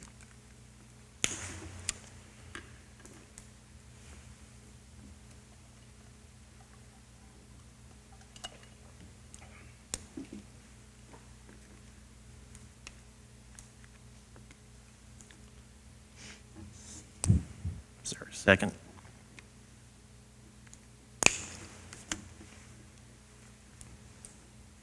Hearing no second, motion dies. We'll move on to new business. Item A, agreement, Morris County Fiscal Court and Library. Should have a copy of that. Talking with Jason, this is for the election, and. Yeah, Tim York, County Clerk, needs space, larger space than he has here, to facilitate what we expect to be a high participation rate for the November election. So the old library, that library board has agreed to lease that space at cost for us. So the only thing that we would be out of pocket would be paying the utilities there. And obviously, we've got to clean it up, COVID style when we're done. And that's essentially all of our obligations under the agreement. I'll read this just for the record. And one ahead. change, I believe if you look on the signature page, it's just you and the chairman of the library board. Library. I think we need to add Tim as a party to that agreement. So one question I had about the agreement is, so any cost that we would have in this, which could potentially be, I saw where we're gonna have to add that temporarily to our insurance, correct? I think it's going to be covered under our insurance. So it's already the $1 million and the five, whatever. I think we just need to notify Keiko Yeah, that. it should So be, it's not should an be a leased, additional it should right, be cost. covered as a leased property. Yeah, Just have to So make the- sure that Keiko knows about it. right. So the potential cost would just be the additional cleaning, I guess? Right. And Well- anything that has to do with that can be in that CARES Act money, Yeah. I would assume, right? Sure. I That's mean, the all gonna reason be- why it's being utilized is Is because of that, because- sure. So all the utilities that are, that, Even that. yeah, Yeah. I would think so. Well, we can clarify that, we can submit it or clarify it with them, Yeah. but I mean, I it's don't- necessary regardless. I'm just Sure. throwing that out there that I would say Well, and- every single bit of that And should it- be CARES. And it's not budgeted, so that's one part of the CARES Act that is language for. And then we wouldn't be doing it if it wasn't because of that part. But This isn't a matter of convenience for Tim. No. I think it's a matter of necessity for Yeah. him. Yeah. yeah, the biggest thing with the CARES Act, in my opinion, is we got to make sure that we're not multiple entities drawn from, because some agencies have pots of money. Yeah. We can't be drawing monies, saying that we incurred cost here, but then this agency is doing the same thing. We kind of convolute it. So we've done a really good job to make sure that if another agency involved can actually have access to money somewhere else, let's say the jail, then the jail files for those monies. And I don't know if Tim has any specific COVID monies. We would just have to make sure that's communicated, who's going to be filing for those monies. But it's all, let me make sure I understand though too. There's still a cap regardless of who sends it in, it goes towards the same cap. So say that $1 million or whatever is for the entire county, any government entity. Is that correct? Or does the PBA not, I'm not do sure. they have their own? Yeah. I mean, that would be great, but I would assume that it's like, here's what your county has, every government entity Yeah. within, I don't know. Yeah, I don't think so. I think like the school, they have, Well, they yeah. have the PVA, their state, but anything in our budget that we would have access to for reimbursement because it's not budgeted, then we can have access to those dollars. Yeah.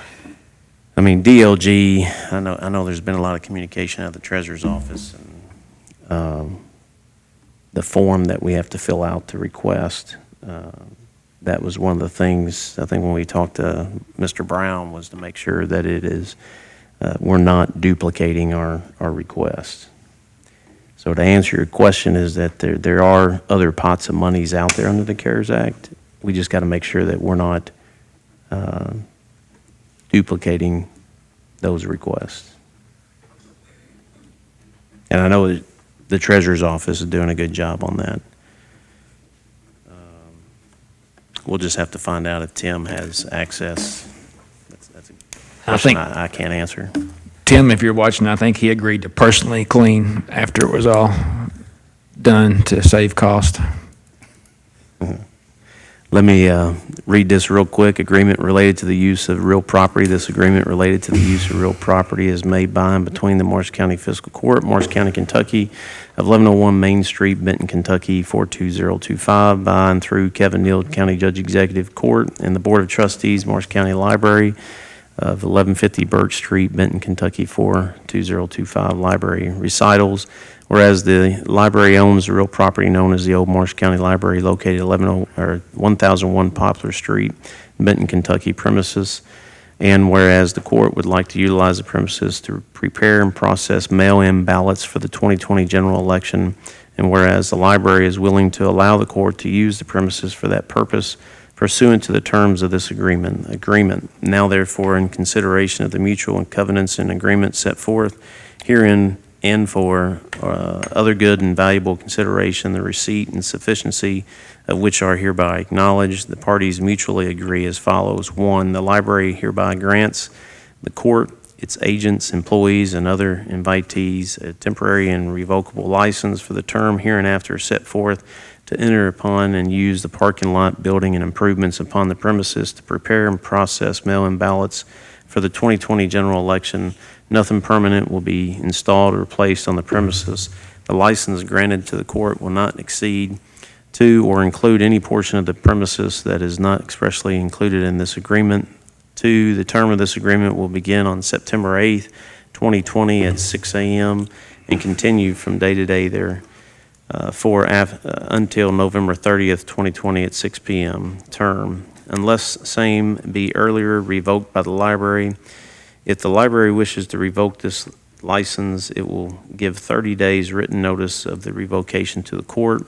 3, the court, its agents, servants, employees, and other claiming of right of use through the court will use the library's property only to prepare and process mail-in ballots for the 2020 general election and for no other purpose. 4, the court shall pay all charges for services and utilities it uses on the premises. If the court fails to pay any utility or service provided to the premises during the term, the library may pay the amount due itself and require the court to reimburse the library for the payment. 5, as a material inducement for the library to enter into and deliver this agreement, the court hereby represents, warrants, and agrees that A, the court will be solely responsible for the safety of all who gain access to the premises by or through the rights granted to the court under this agreement during the term. B, the court accepts the premises as is, where it is, and the library will not be held responsible for its condition now or at all other times during the term of this agreement. C, each party acts as an independent contractor and nothing contained herein or arising out of this agreement shall be construed to imply to create a joint venture partnership, agency, or other relationship, and no fiduciary relationship will arise by reason of any of the provisions of this agreement. D, the court will be solely responsible for its actions and those of its agents, employees, and invitees when or about the premises, and the court assumes the risk of any injury, illness, death, loss, expense, or damage sustained by any of those persons or entities. E, the court agrees to release and to protect, defend, and hold the library harmless from all claims, suits, injuries, death, losses, liabilities, loss, or damage to property, expense, and damages of any kind that might be sustained by it, its employees, or others claiming through it that arise out of or in connection to the court's activities or operations on the premises, even if caused in part by a condition of the premises. F, the court agrees that it will be solely responsible for the sanitizing, disinfecting, cleaning, and otherwise treating of premises upon commencements of the term, during the term, and upon completion of the term for the COVID-19 virus or such other like or similar virus or bacteria. G, the court agrees to maintain insurance coverage for all of its activities and operations on the premises, and it agrees that it will include the library as an additional insured under any policy applicable to its activities that extend to its use of the premises, and each such policy shall contain a waiver of subrogation clause in favor of the library. The insurance to be provided by the court shall be at a minimum the following. 1, all risk property insurance covering any property the court places on the premises. 2, comprehensive general liability insurance against claims for injuries, death, or property damage occurring on or about the premises and the conduct of any activities therein by the court in an amount of no less than $500,000 for any one occurrence and with no less than $1 million excess liability coverage. H, all insurance coverage obtained by the court that extend to and covers its activities on the premises will include the library as an additional insured. The insurance coverage maintained by the court hereunder shall, as the court's activities, be considered primary insurance as to any such coverage maintained by the library whose insurance will be considered excessive coverage. The court will provide the library with evidence of the insurance extending to its activities on the premises should the library request same. 6, the obligations of the court hereunder, including without limitations its obligations concerning liability, indemnity, warranties, defense of the library in connection with the court's use of the premises will survive the expiration or earlier termination of this agreement. 7, if either party takes any steps to enforce or interpret this agreement, the prevailing party shall be entitled to its reasonable attorney's fees and costs in addition to any other relief to which it may be entitled. 8, this agreement will be controlled, construed, and enforced in accordance with the laws of the Commonwealth of Kentucky. 9, this agreement may only be changed or modified by a written agreement signed by both parties. Move we enter into the agreement with the Marshall County Library. Second. Second. All those in favor say aye. Aye. Aye. Any opposed? Motion carries. That's with the change of adding Tim as a party to it.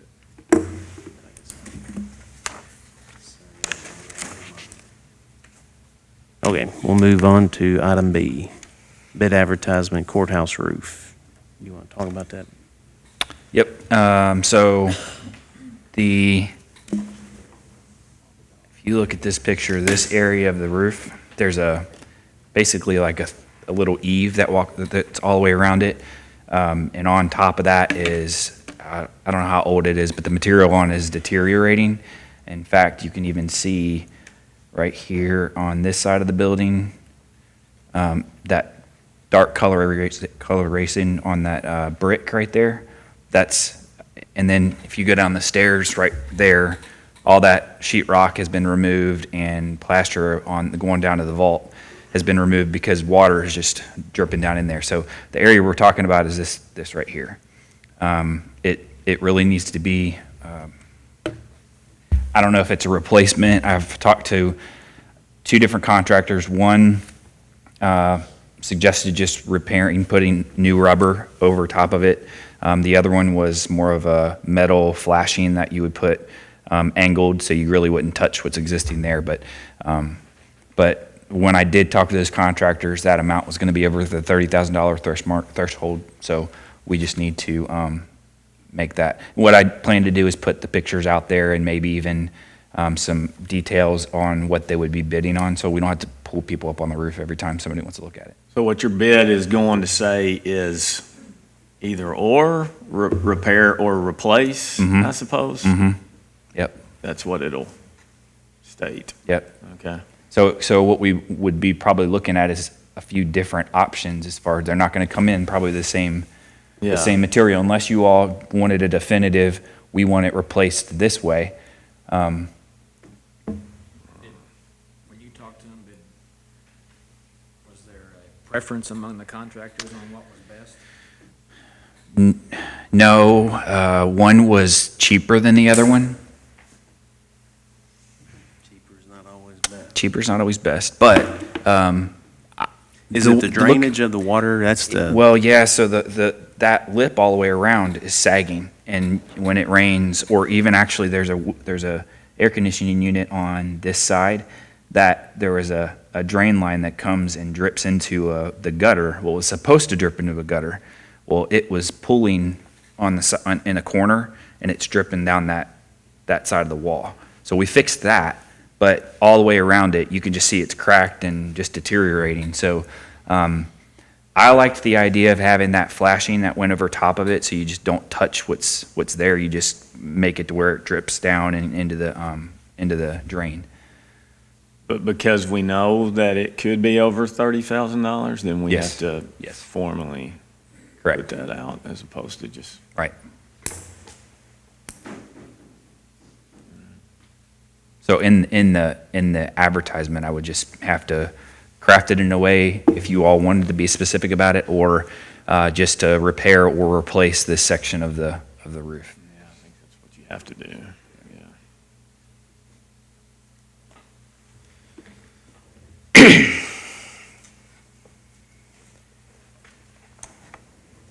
Do we want to entertain, I would assume that a contractor would have to come look before they can do a bid, right? If I didn't give them proper pictures, I was going to go up there and take some pictures so they can see it if they feel comfortable with that. I know somebody actually went to Google Maps and measured how long it was from there. if they need to get up there and look. Yeah, we can they take them up they there can and get up look, sure. How much time do we allow normally? For, For I mean, you for put bids that to come out, in.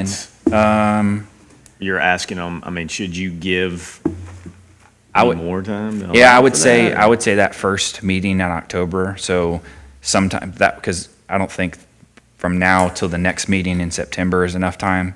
That'll give I agree. at least a month Okay, for them to come and get it. okay. But I think so speaking to the interior of the building, we've removed the drywall and the whatever was over that brick to expose it so it's not staying wet, and sprayed it with bleach. So we killed anything that was there. And then once we get the roof fixed, then we'll have to worry about what damage is done to the interior and the exterior brick. if you got it out for next Tuesday's publication, give at least 3 weeks. That sounds fair to me. When you do your specs for the bid, you probably want to give a little bit of detail on exactly what, instead of just saying repair or replace, you Sure. probably just want to give a little bit more detail Sure. on, what the problem is, where it is. And Sure. yeah. Yeah, and I'll give some dimensions and things like that.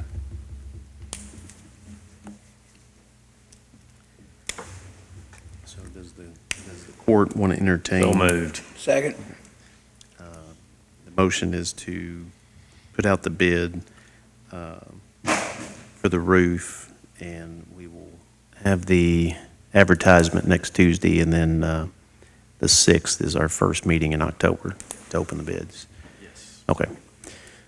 All those in favor say aye. Aye. Any opposed? Motion carries. Item C is the training incentive for Commissioner Lamb. Move we approve the training incentive. Second. Second. All those in favor say aye. Aye. Any opposed? Motion carries. Item D is the county clerk's 2019 audit. That's the, show that you guys got it. Yep. If there's not any questions. Item E, we'll go into the transfers. Okay, there's a transfer from the occupational tax to the general fund of $500,000. That is part of the budgeted transfers that we have for the year. And then I have a transient tax transfer of $19,283.72.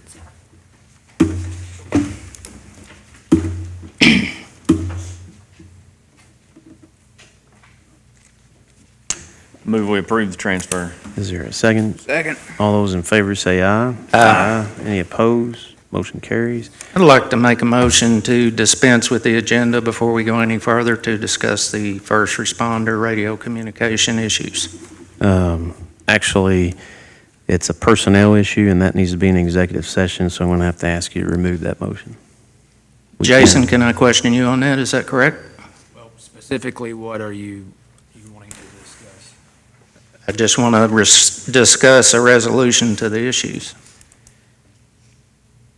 My advice is, it is involving a personnel issue, which, under the statute and our admin code, has to be done in executive session. And I think because of the nature of this, it will be done in executive session. Well, I'm But we asking him can't- the question, Well, not you. we cannot go into executive session with a motion on the table. So I'm asking you If he to, tells me I need to withdraw it, I'll withdraw it, but not until. Well, what is the item specifically, what would you like to discuss out here? A resolution to the communications such as stopping, just hang on, I'll read it to you. Stopping the construction of the new facility and purchase of any equipment or services for the facility other than those already contractually obligated to pay until the radio situation is resolved to the satisfaction of the first responder department heads. I think that needs to be front and center of our attention right now. Purely a fiscal bill-related issue, then that could be discussed out here. But if it's limited to that. I'm going to advise council that this is tied to a personnel issue. We're not losing anything to go in executive session and come out of executive session, but with pending issues on the table, I highly suggest you remove your motion. We go in executive session, we discuss matters that pertain to personnel like we should, then we can entertain any other motions.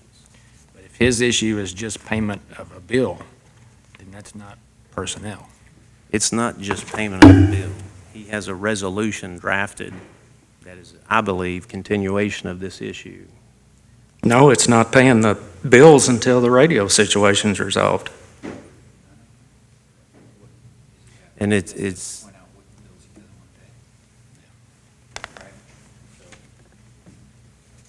You may read it again? No. Okay. I think what Jason's saying is if you have a specific bill that you don't want to pay, you're going to have to. No, going forward, I want 100% attention put on these radios and not the 911 center. That's an action item, is that right? I mean. okay. It is. Well, I mean, it's a fiscal issue. Issue, right. It is a fiscal issue, but I think with the current events, it's involving a personnel issue as well. And there is, to me, that it makes good governing to go in executive session and discuss the personnel issues first.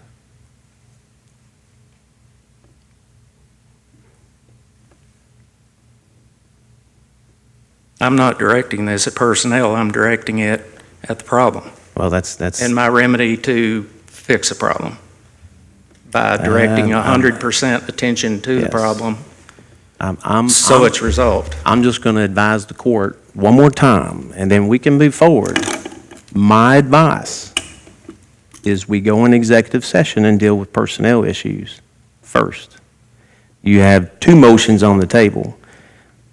First motion is dispense of the agenda, and then you have a resolution that you want to present. Yeah, I did, and we That's didn't get two- anywhere. That's So two actions. if you want to call for a second on the dispense with the agenda.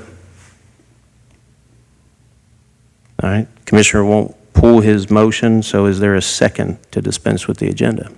I'll second that in the spirit of discussion, as long as there's no personnel matters discussed before we go into executive session. And again, gentlemen, I express to you that there are more issues to this that pertain to a personnel issue.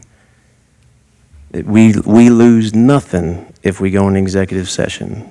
We lose a lot if we don't. But there's a motion and a second. All those in favor say aye. Aye. All those opposed, I oppose. I oppose it because I agree. I would rather address the personnel issue Yes. first, and if it goes into the payment of bills, we'll address that after the executive session. Motion to dies. Now, there's a motion for the resolution. I think that's Are you going to withdraw that motion? Well, the motion was to dispense with the agenda, right? So that, yeah. So now it's just a motion to go to an executive session, right? The proper way is that we don't approve the agenda before court because we want commissioners to bring things to the table. So this idea of dispense with the agenda, we don't have to technically do that. Commissioners can bring motions to the Yeah, if floor. you've got 3 votes, you do. And, And I get let- handed something at 15 me- after 9 let me- this morning. let me- 6 things let me- added to the agenda. Are you freaking kidding me? Let me. I mean, let really? me- Let me. And I can't make finish. a motion to dispense with an agenda? Let me finish. You can make a motion. You don't have to dispense with the agenda, is what I'm saying. You can make a motion because at the beginning of court, we do not make a motion to approve the agenda. If we approve the agenda, then yes, the dispense with the agenda would have to be a motion, but we don't do that. We leave it open so that commissioners can bring things to the table for the liberty of discussion. I agree with Justin Lamb on that. Now, I can move to dispense an agenda anytime I want to, by the way. I don't think you understand what I'm saying. The commissioners can bring motions to the floor. We don't approve the agenda. If we, as most courts, or some courts, they actually vote to approve the agenda. We don't do that. If we do vote to approve the agenda, then there would have to be anything that's brought after, and that actually is an action that restricts commissioners, because you have to go through that process. I'm just laying out what we do here in this fiscal court. We don't approve the agenda, so commissioners can bring issues to the floor for discussion. I think what Commissioner Spraggs is getting at is in the code, it says that the agenda will be followed unless dispensed with by a majority vote. I think that's what he's referring to. Well, yes, I understand that, but we as Robert's rule, we do not approve an agenda. So the dispense with the agenda failed. We'll go on with item F, payment of the bills. Move we paid the bills. Second. All those in favor say aye. Aye. Any opposed? Motion carries. On the payment of the bills, going forward, I will not be approving the payment of any future bills related to the construction of the facility or the equipment or services for the new facility other than those already contractually obligated to pay until the radio situation is fully resolved to satisfaction of the first responder heads. If that changes at any point in time, I will notify the court. We'll move on to item G, executive session. We need a motion to go into executive session. I move we go into executive session. Second. For personnel and litigation. And litigation, yes. All those in favor say aye. Aye. Any opposed? Motion carries. Coming out of executive session, I don't think there's any other further discussion. If not, we'd entertain a motion to adjourn. So moved. Second. Second. All those in favor say aye. Aye. Any opposed? Motion carries.